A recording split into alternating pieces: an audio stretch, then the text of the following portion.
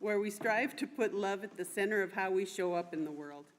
I'm Rachel Kay, your worship associate this morning. Welcome to you, old friends and new, young and old. You are an essential part of our celebration today. Whether today is your first or your 1,000th Sunday in our midst, we are stronger because you are with us. We are one people of many beliefs, many origins, sexualities, and genders. We are all growing, all learning, all loved. Just as you are welcome here. Our minister, Kathy Harrington, is not with us today. Our speaker today is our fellow congregant, Sandi Waters, who will be aided and abetted by 4 other fellow congregants, Ruth Halstead, Doug Taylor, Michelle Farrell, and Carla Banks. And yay, Carla! Since not everyone can attend in person, we're streaming this worship online, and we extend a special welcome to all who are joining us virtually. And another way we walk together is by joining together for fun and fellowship. In the interest of time, if you have an announcement to share, please send it in an email to Ashley in the office by Wednesday afternoon. And look for our weekly Spark newsletter for more announcements. And if you don't receive the Spark in your email but wish to do so, please fill out a visitor form in the parish hall.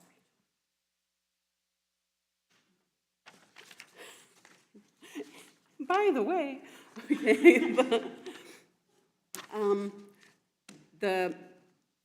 this month we're gonna,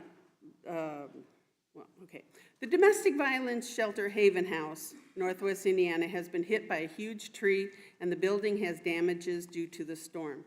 The shelter is closed for repairs and the residents were safely evacuated and placed at hotels. Loose change for this month is going towards Haven House. It's a nonprofit organization that helps women and children live in a safe place.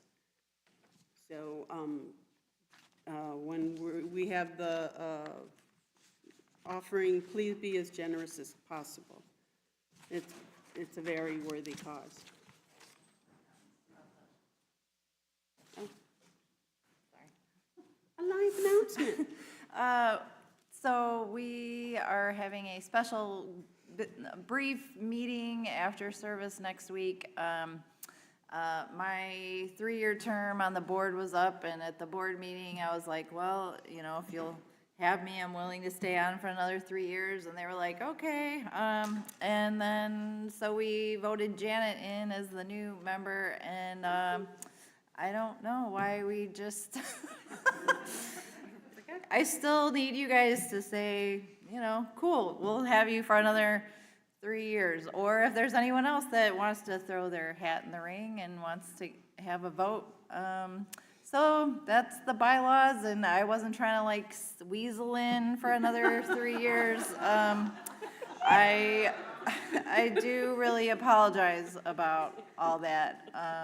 James emailed or texted me about it a few days later, and I was just like, oh, how did we? I don't know. So I'm just really sorry that that happened. So if everyone could just stay briefly after service next week for a vote for the position on the board. Okay, thanks.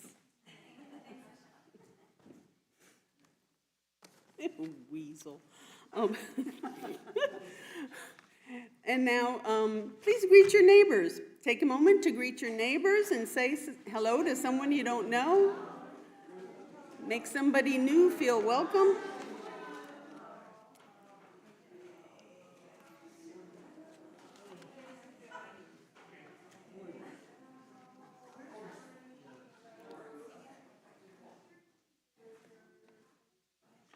And now, please turn off or silence your devices. And as you do so, allow yourself to enter a sacred time and take in a deep breath and another, and join in the spirit of reverence. Each week during our Sunday morning worship service, we join together in reciting the words of our affirmation of faith, the words for which are printed in your order of service and on the screen. Love is the doctrine of this church. The quest for truth is its sacrament. Service is its prayer, and this is our covenant, to dwell together in peace, to seek the truth in love, and to help one another.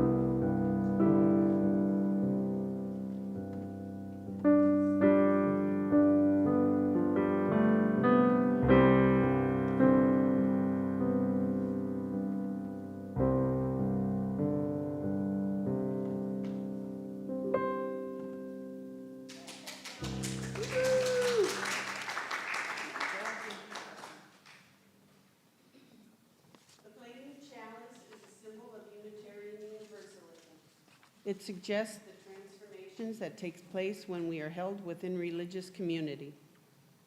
When we light the chalice in worship, we illuminate a world which we feel called upon to serve with love and a sense of justice.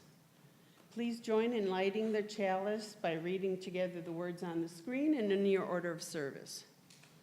We gather this hour as people of faith with joys and sorrows, gifts and needs.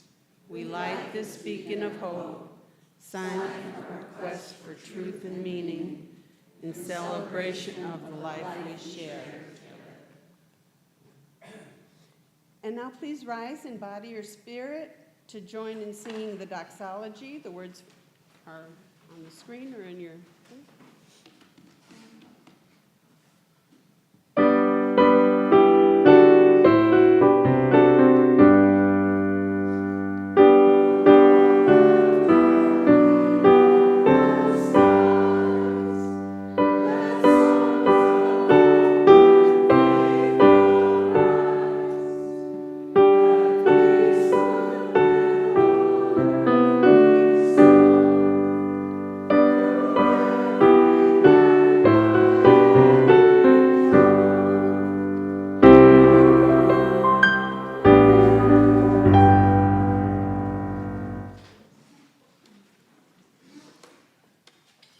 The invocation is from a book by Pauline Meyer called American Scripture, Making the Declaration of Independence. To me, however, the historical significance of the Declaration did not lie in the principles it stated, except insofar as it restated what virtually all Americans, patriot and loyalist alike, thought and said in other words, in other places. And that is exactly what the Declaration was meant to do. It was, according to Jefferson, quote, to be an expression of the American mind and to give that expression the proper tone and spirit called for by the occasion. As a statement of political philosophy, the Declaration was therefore purposely unexceptional in 1776. Please rise in body or spirit and join in singing hymn number 121, We'll Build a Land, in the Gray Hymnal.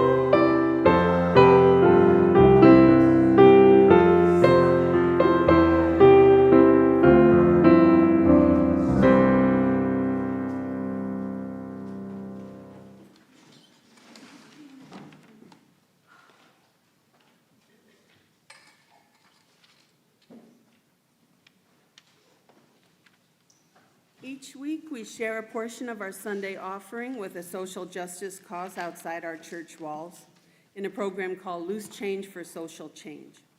Donations in the baskets will go towards sustaining the operation of the church, and the money in the cups goes to Loose Change. This month, Loose Change we're collecting for, as I said before, a Haven House. For those not with us in person today, there's an online link for both one-time and regular donations. And for volunteers, can I get, oh, I see one.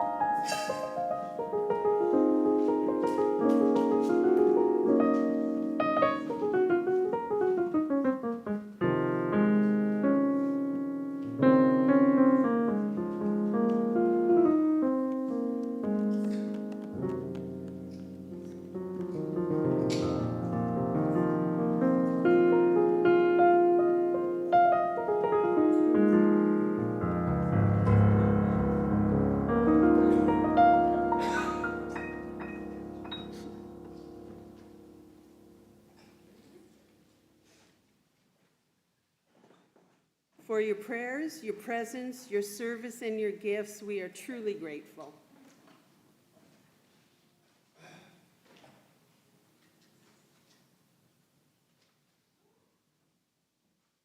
And in the center of our service and in the center of our lives, let us pause to honor the silences of the world. Let us open our hearts to the place of quiet, the silent prayer for the healing of pain, and the soft, gentle coming of love. Let us pause for a moment of silence.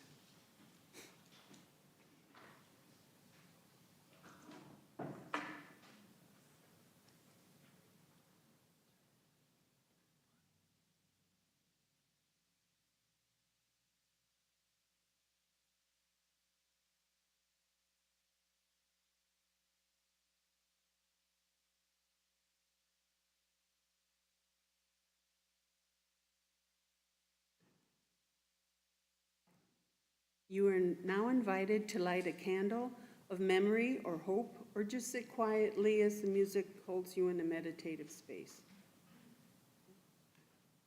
Come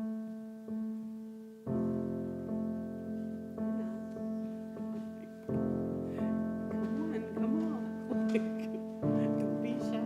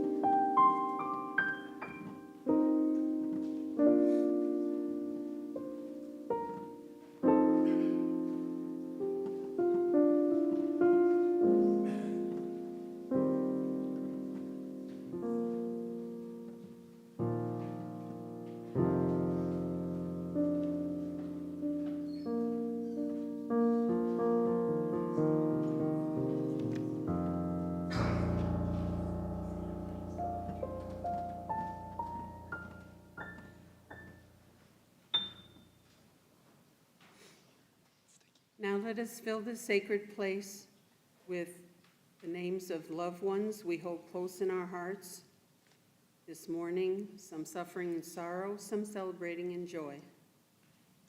Jason. Tal. Lynette.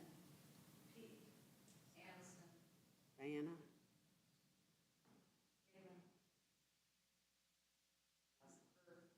Tom. The breath of nature is upon us, the spirit of life is within us, and the community of love is around us. So be it. Amen.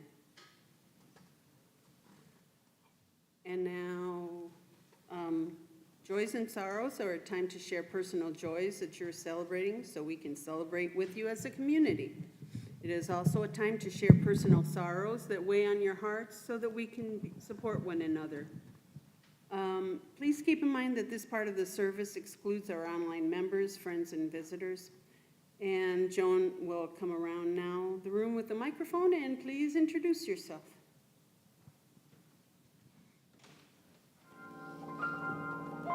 Hi, Michelle. Thanks to everybody that came out and handed out snow cones yesterday at the parade. I'm not going to mention everybody because so many people came out and I'll inadvertently forget somebody. So thank you to everybody that came out. It was a good time. We handed out 250 snow cones and we got a really good response from the community. Me and Carrie were carrying something in afterwards and this girl started screaming at us out of a car, and I was saying in Spirit Circle that from us protesting outside, when someone screams at us outside of their window in front of the church, it's usually obscenities, but this girl was like, "Thank you, we love your church, thank you for all you do, we love everything your church does," and we were like, oh, that was just such a great feeling, and it was like, well, that's why we're out here, that's why we did that. So it was really fun to interact with people in the community that were there to just have a good time, and it was super fun. So thanks to everybody that came in.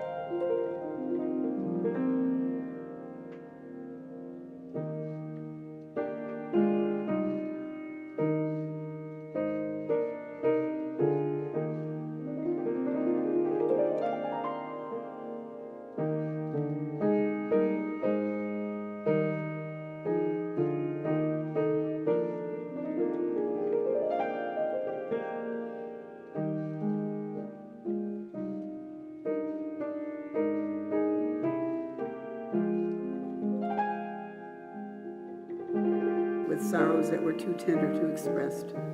Know that we keep you in our hearts. Okay, something a little lighter. This is a book by Lane Smith called John, Paul, George, and Ben.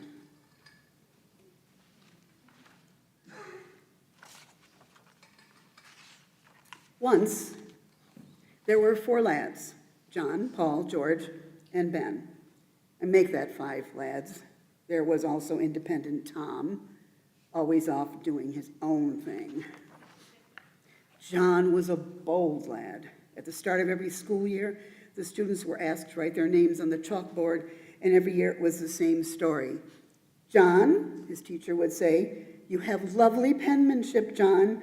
Your confidence is refreshing, but John, come on."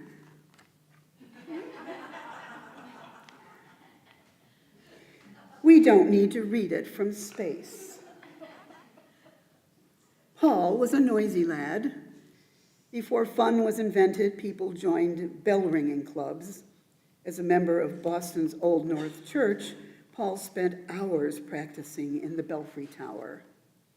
Over time, that bell ringing took a toll on young Paul.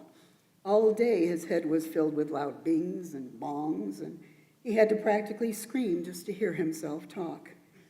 Now that's fine around the belfry, but not at work. Extra large underwear. Sure, we have some. Let's see. Large, extra large. Here they are. Great big extra large underwear.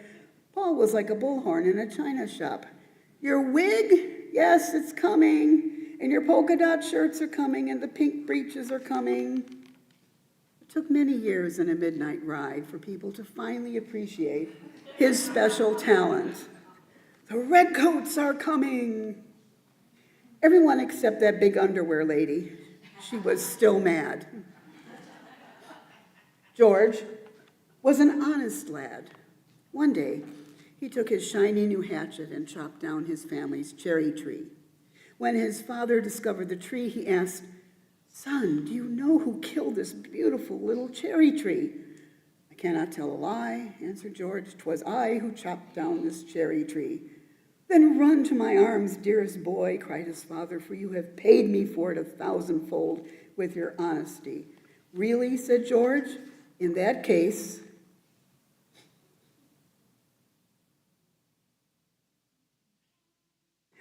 "When I tell you I've taken out the apple orchard, leveled the barn, and made kindling of your carriage, you'll be a wealthy, wealthy man." Ben was a clever lad. Not only did he have a saying for every situation, he generously shared them with anyone, anywhere, at any time. Fish and visitors stink after 3 days. He considered it his duty to provide frequent free advice. The sleeping fox catches no poultry. Those who in quarrels interpose must often wipe a bloody nose. If your head is wax, don't walk in the sun. 3 can keep a secret if 2 of them are dead. The townspeople were so taken by his generosity, they came up with a saying, especially for Ben. "Please shut your big yap." "I like it," said Ben. "Short and to the point. Work a fox or turkey in there, and I think you've got something." Tom was an independent lad. One day his teacher, Mr. Douglas, asked the class to make birdhouses by gluing macaroni to ye old balsa wood. Tom happily ignored him and used traditional building materials in a neoclassical design. When the class made a palm tree, Tom took one look and said, "Not on your life," then quickly left to sketch his own tree. "Young Thomas," fumed Teacher Douglas, "would you mind explaining to the class why you insist on working so independently?"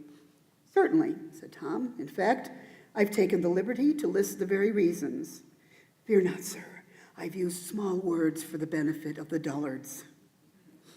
Tom learned the power of his words that day. Mr. Douglas told him to pursue all the life, liberty, and happiness he wanted, independently in the corner.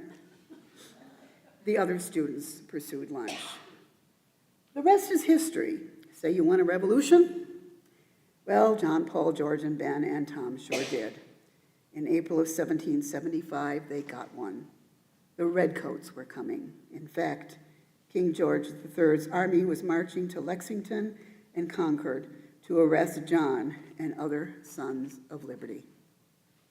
And the rest of it I will have up here for anyone who wants to read. Thank you.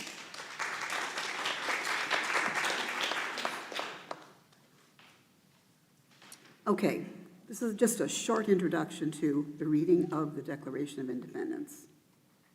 French and Indian War, also known as the 7 Years' War, happened from 1754 to 1763. And then, 1764, the Currency Act. 1764, the Sugar Act, non-British sugar, textiles, and coffee. 1765, the Stamp Act. 1765, the Quartering Act. 1767, the Townshend Acts regarding glass, lead, paint, paper, and tea. December 16th, 1773, the Boston Tea Party. April 19th, 1775, the battles of Lexington and Concord. The Revolutionary War begins. What everybody needs to understand is that the spirit of independence, we want to call it that, was something that existed at least 20 to 30 years before the Revolutionary War began. And the colonists did not necessarily want to be free of England. We need to make that clear. Up until the very writing of the Declaration of Independence, they would have been perfectly happy if England would just have treated them decently. What they were looking for was to be treated like human beings. However, had the British gotten their act together, they would have won. They would have won because we were not that strong. We didn't have a lot of army. We had virtually no navy to speak of, but what we had was persistence. So in that spirit, we are going to read the Declaration of Independence, not all of the charges. Those you will find in the little book that was handed out to you. We leave those for you to look at later, but right now we are going to read the Declaration of Independence. You can take this microphone.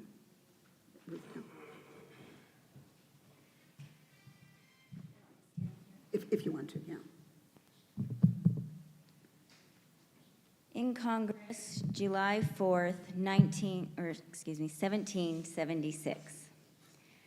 The unanimous declaration of the 13 United States of America, when in the course of human events, it becomes necessary for one people to dissolve the political bands which have connected them with another, and to assume among the powers of the earth the separate and equal station to which the laws of nature and of nature's God entitle them, a decent respect to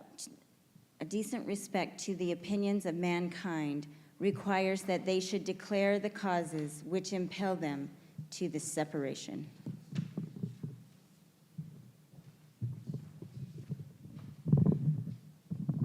We hold these truths to be self-evident, that all men are created equal, that they are endowed by their Creator with certain unalienable rights. Among these are life, liberty, and the pursuit of happiness. To secure these rights, governments are instituted among men, deriving their just powers from the consent of the governed. That whenever any form of government becomes destructive to these ends, it is the right of the people to alter or to abolish it, and to institute a new government, laying its foundations on such principles and organizing its powers in such form as to them shall seem most likely to affect their safety and happiness. Prudence indeed will dictate that governments long established should not be changed for light and transient causes. And accordingly, all experience hath shown that mankind are more disposed to suffer while evils are sufferable, than to right themselves by abolishing the forms to which they are accustomed. But when a long train of abuses and usurpations, pursuing invariably the same object, evinces a design to reduce them under absolute despotism, it is their right, it is their duty to throw off such government and to provide new guards for their future security. Such has been the patient sufferance of these colonies, and such is now the necessity which constrains them to alter their former systems of government. The history of the present King of Great Britain is a history of repeated injuries and usurpations, all having in direct object the establishment of an absolute tyranny over these states. To prove this, let the facts be submitted to a candid world.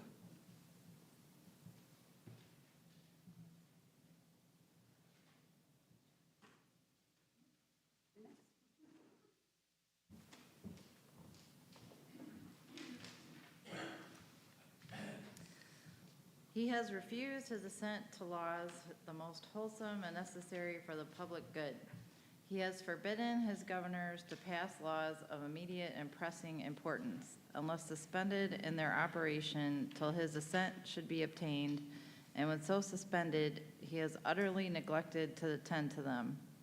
He has refused to pass other laws for the accommodation of large districts of people, unless those people would relinquish the right of representation in the legislature, a right inestimable to them and formidable to tyrants only.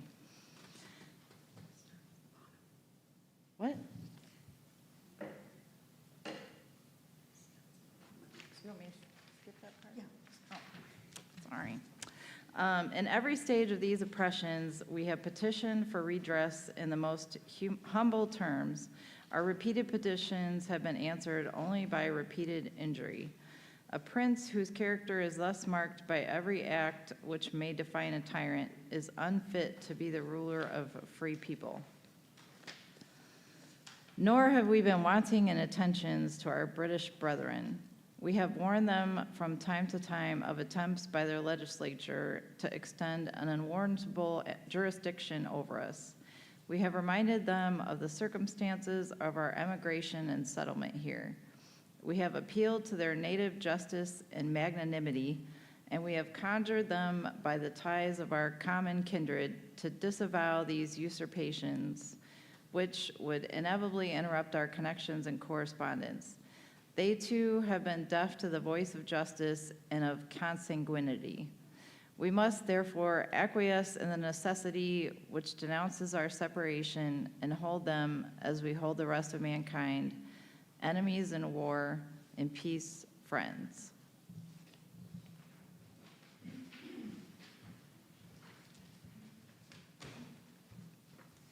We, therefore, the representatives of the United States of America, in General Congress assembled, appealing to the Supreme Judge of the world for the rectitude of our intentions, do, in the name, by the authority of the good people of these colonies, solemnly publish and declare that these united colonies are, and of right ought to be, free and independent states, that they are absolved from all allegiance to the British Crown, and that all political connection between them and the state of Great Britain is and ought to be totally dissolved, and that as free and independent states, they have full power to levy war, conclude peace, contract alliances, establish commerce, and do all other acts and things which independent states may of right do. And for the support of this declaration, with a firm reliance on the protection of divine providence, we mutually pledge to each other our lives, our fortunes, and our sacred honor.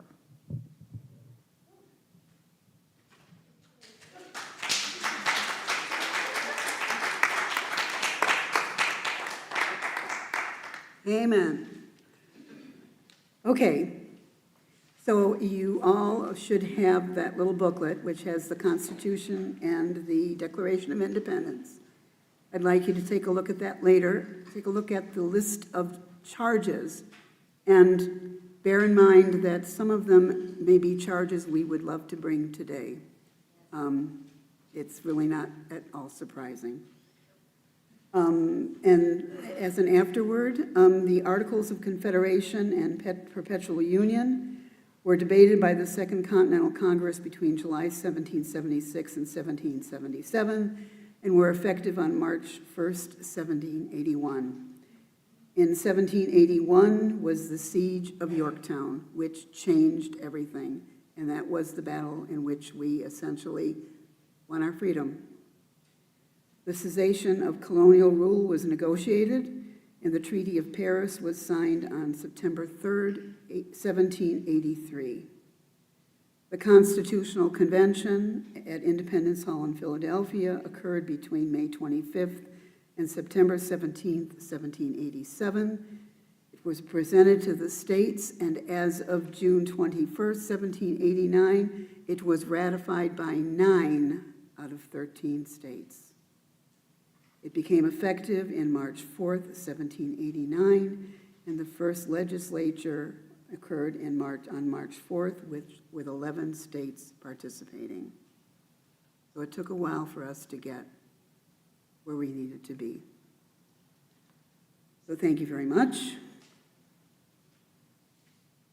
And please rise in body or spirit to join in singing hymn number 159, This Is My Song, in the gray hymnal.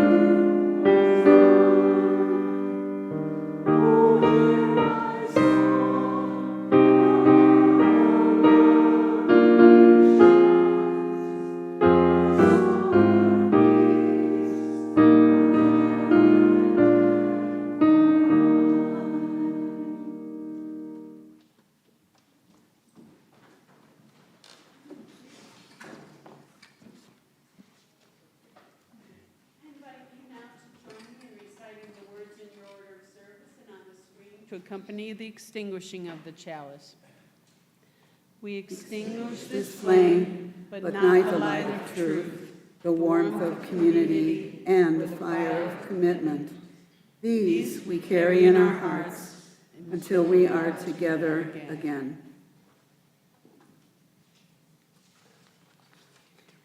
The benediction isn't about an event that occurred on September 17th, 1787. It's from a journal kept by James McHenry, who was the Maryland delegate to the Constitutional Convention. And I quote, A lady asked Dr. Franklin, "Well, doctor, what have we got? Republic or a monarchy?" "A republic," replied the doctor, "if only you can keep it."